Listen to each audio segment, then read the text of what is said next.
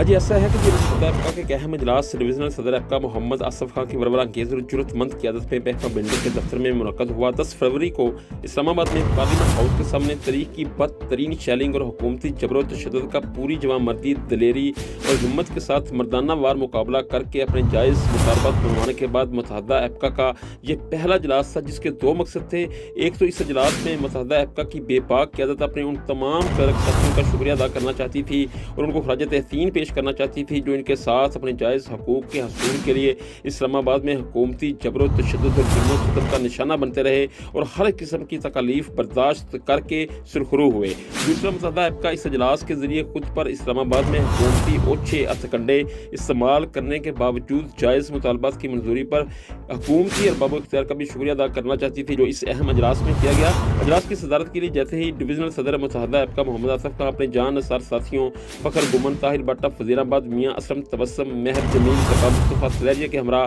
محکمہ بلڈنگ کے دفتر پہنچے تو وہاں ان کے والہانہ استقبال کے لیے پہلے سے موجود اویس سہل، شاہد محمود چیمہ، فرقان بٹی، ناہید صادق چیمہ، نصیر چدر، احسان الہی رانجھا، عدیل ڈار، غلام محمد ورک، تنویر اور دیگر نے ان کا پرتپاک استقبال کیا، ان کو پھولوں کے ہار پہنائے، ان پر گلاب کے پھولوں کی منو پتیاں نچھاور کی اور اپنے ڈویژنل صدر کو انتہائی عزت و احترام اور ان کے شان شیان پروٹوکول دے کر یونین کے دفتر میں لے کر آئے، جہاں تلاوت قرآن پاک سے باقاعدہ اس اہم ترین اجلاس کا آغاز ہوا اور ناہید صادق چیمہ نے نبی کریم علیہ السلام کی بارگاہ میں نذرانہ عقیدت پیش کیا۔ اس کے بعد اجلاس سے شاہد محمود چیمہ، اویس سہل، ناہید صادق چیمہ، غلام محمد ورک اور ڈویژنل صدر ایپکا محمد آصف خان نے خطاب کیا اور جائز مطالبات کی منظوری پر تمام کلرکوں کو ایک بار پھر مبارکباد کی اور ان کا ایک بار پھر شکریہ ادا کیا، اور وہ تمام کلرکس جو کسی وجہ سے اس اجلاس میں شرکت نہ کر سکے، ان کا بھی متحدہ ایپکا نے دامے درمے سخنے ساتھ دینے پر بھرپور شکریہ ادا کیا۔ اس کے بعد اجلاس میں شرکاء کو دعوت دی گئی کہ اگر وہ کوئی سوال اپنی قیادت سے پوچھنا چاہتے ہیں یا پھر ان کے کوئی مسائل ہیں تو وہ بیان کر سکتے ہیں، جس پر محکمہ اریگیشن سے عدیل ڈار، زکوٰۃ و عشر سے وسیم احمد، پبلک ہیلتھ سے عامر گرایا نے اپنے مسائل بیان کیے، جن کو متحدہ ایپکا کے صدر محمد آصف خان نے